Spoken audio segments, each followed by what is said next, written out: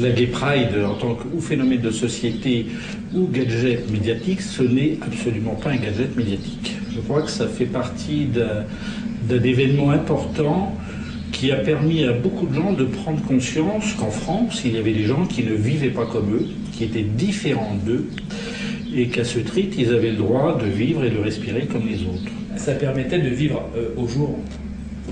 C'est-à-dire que jusqu'à... je pense que quand la Gay Pride s'est démocratisée, les gays vivaient cachés.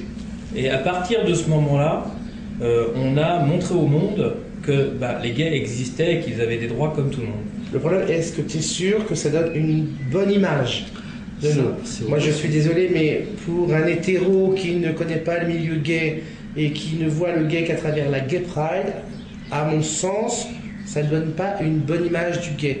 Et c'est pour ça que je pense que très souvent, les gens s'imaginent tous les gays en string, sur un chariot, en train de faire la folle, et c'est pas ça. Tu as raison, mais ça n'enlève rien à ce que j'ai dit.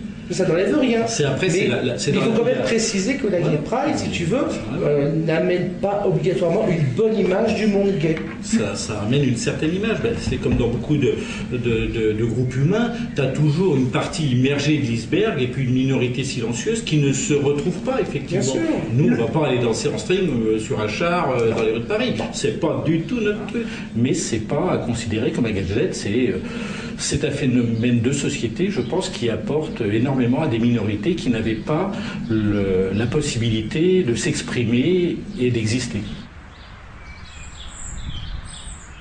Les associations, en règle générale, jouent un rôle déterminant dans notre société.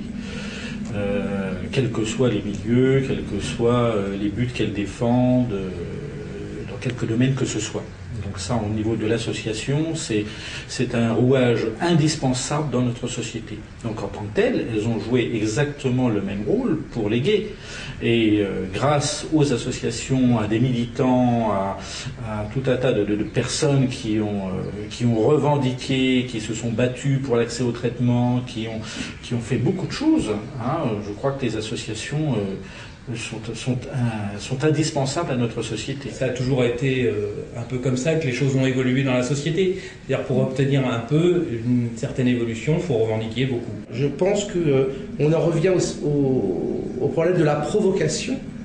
Je pense que quand on est provoquant, inévitablement, on a le retour de bâton. Donc ce problème d'homophobie à l'heure actuelle.